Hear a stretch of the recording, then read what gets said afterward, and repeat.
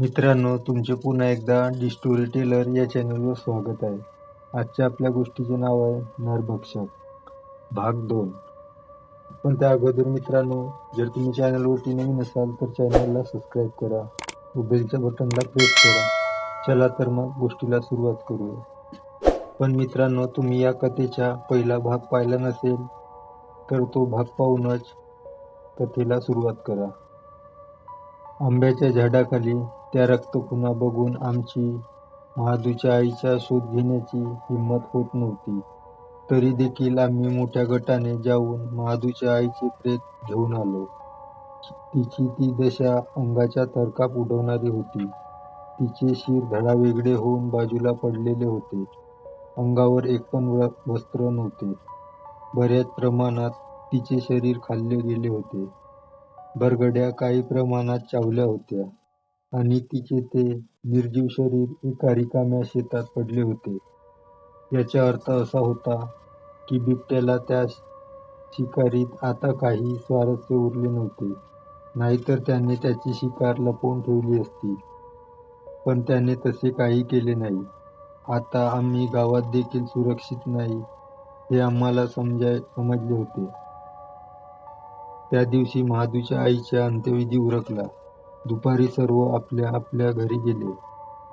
तसे गावकरी जास्त दुःखी झाले नाही, कारण महादूच्या आईचे वय झाले होते व ती आता फक्त काही दिवसांची सोबती होती.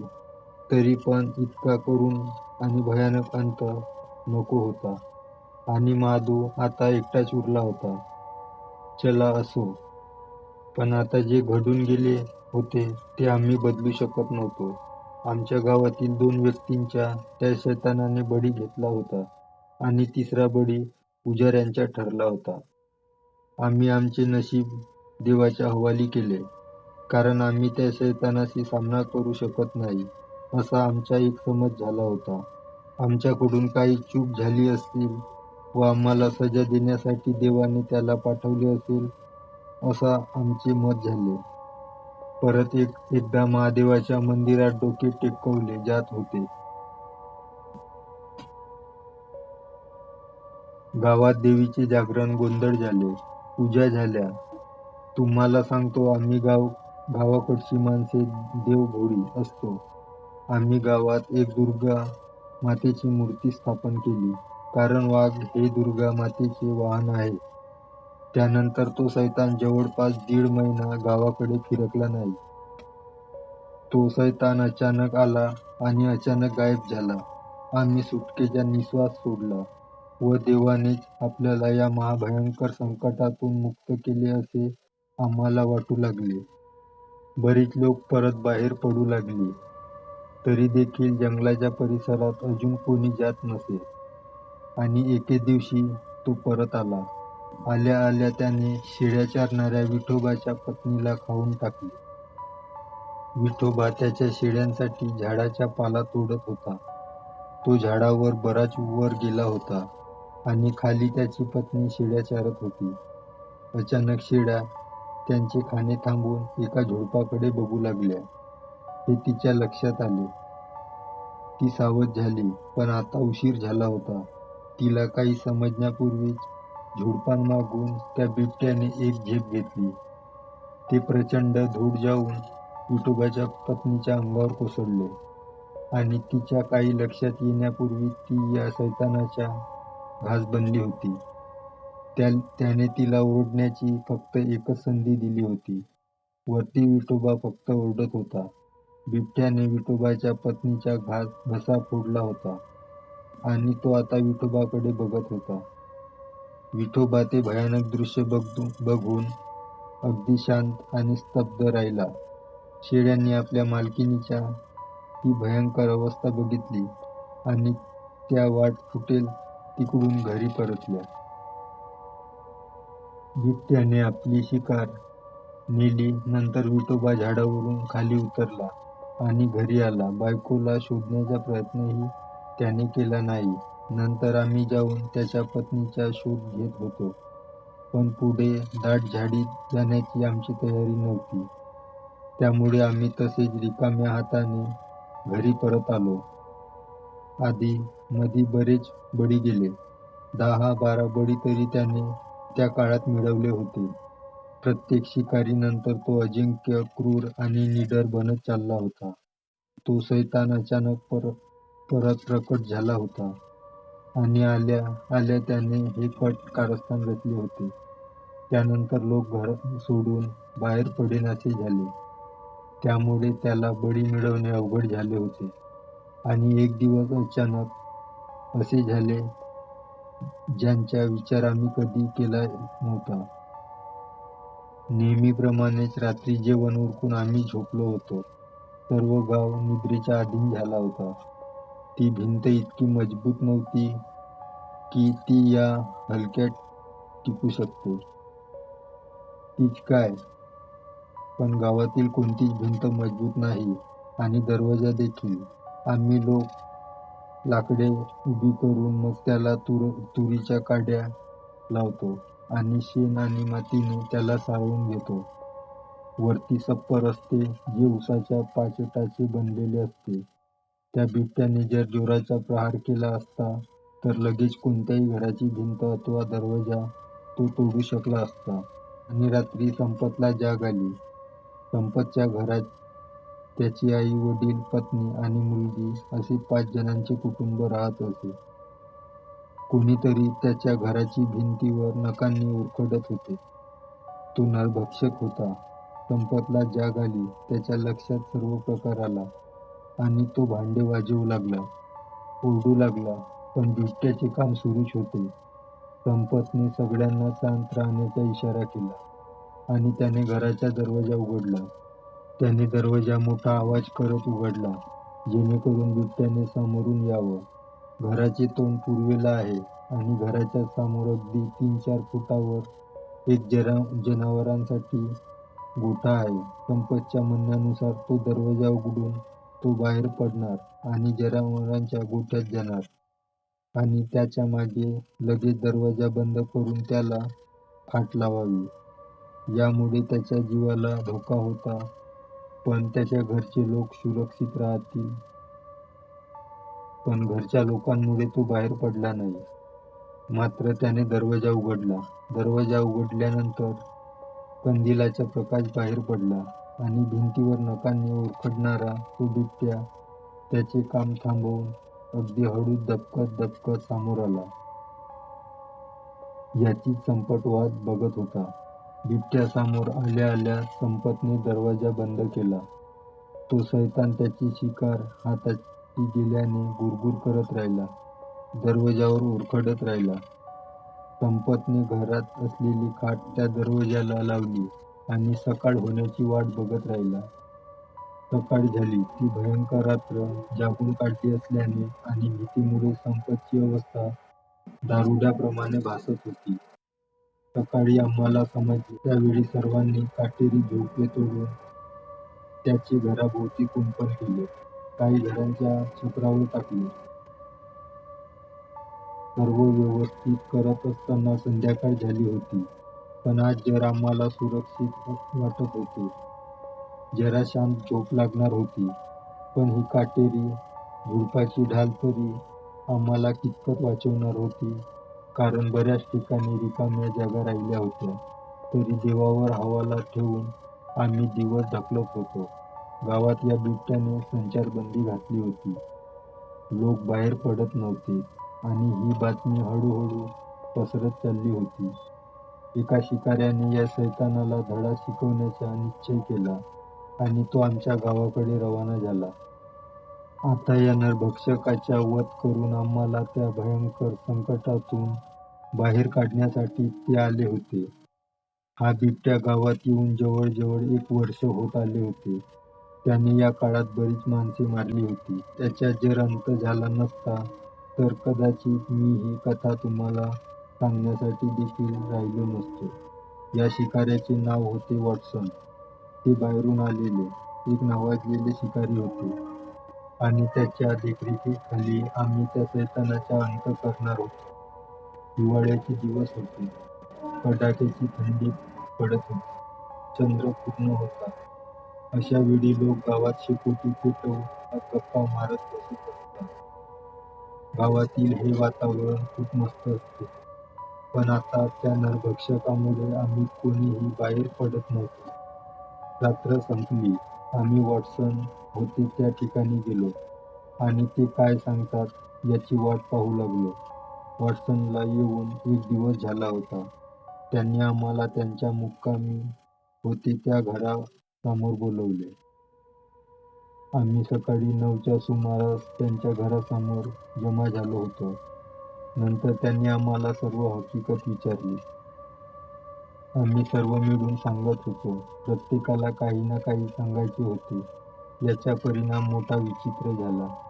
त्या ठिकाणाची शांतता भंग पावली आणि एकच गोंधळ उडाला. प्रत्येक जण काही ना काही सांगत होता आणि त्याचा काहीच फायदा होत नव्हता. शेवटी सर्वांना शांत करून गावातील एका वृद्धाने सर्व हकीकत सांगितली, पण तिचा काही जास्त फायदा झाला नाही. हां, एक मात्र लक्षात आले, की हा प्राणी दुसरीकडे कुठे जात नाही व तो फक्त याच गावात शिकार करत आहे. आणि आता त्याला शोधायचे असेल तर याच गावात शोधावे लागणार होते. त्याची सर्व माहिती मिळाल्यावर वॉटसन त्याच्या शिकारीची योजना बनवत होते. गावकऱ्यांच्या म्हणण्यानुसार एखादा बोकड किंवा रेडा नाहीतर एखादा दुसरा बळी जंगलात बांधावा व त्याची शिकार झाल्यानंतर जवळपास असणाऱ्या एखाद्या झाडावर मचाण बांधून मग त्या शैतानाची शिकार करावी.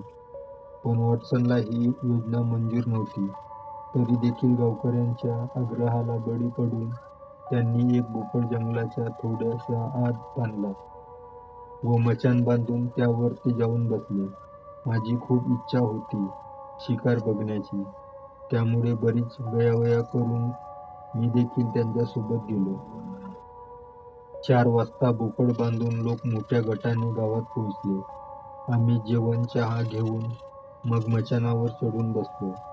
बोकड ज्या झाडाला बांधले होते त्या ठिकाणी पहिला बळी संजयचा गेला होता आणि पावलांच्या ठशावरून असे समजत होते की बिबट्या पाणी पिण्यासाठी किंवा इतर कोणत्याही कारणासाठी याच रस्त्याने जात होता. आम्ही मचाणावर आमच्या जागा घेतल्या. रंगमंच तयार झाला. आता आम्ही वाट बघत होतो ती फक्त आमच्या कथेच्या खलनायकाची, म्हणजे त्या बिबट्याची. पण खरंच तो खलनायक होता का? प्रश्नांचे उत्तर 3 दिवसानंतर मिळाले. चला परत कथेकडे जाऊ. आम्ही मचाणावर बसून 2 तास होऊन गेले होते. दिवस कृष्ण पक्षाचे होते. चंद्र उशिरा उगवणार होता. थंडीचे प्रमाण वाढले होते.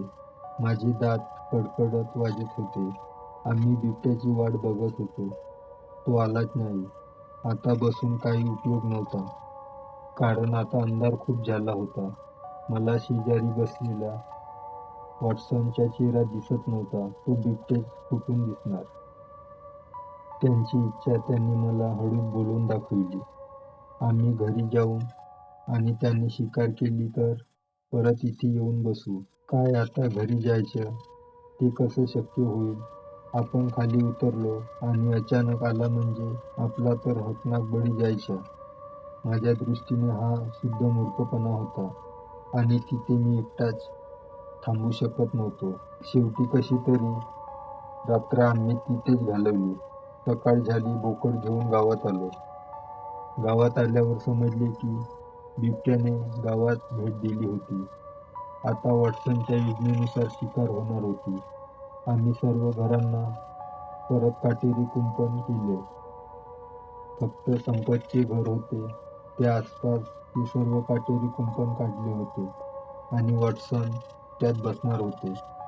मी तुम्हाला आधीच सांगितले आहे की संपतच्या घरी आधी पण एकदा तो शैतान भेट देऊन गेला होता आणि वॉटसनच्या अंदाजानुसार तो परत येणार होता. पण मी आज त्यांच्यासोबत राहणार नव्हतो, कारण कालच हा माणूस रात्री निघाला होता घरी येण्यासाठी. आज जर दरवाजा उघडा ठेवला तर त्यामुळे मी गेलोच नाही. आमची सर्व तयारी झाली. नेहमीप्रमाणेच लोक झोपी गेले होते. रात्र वाढत चालली होती.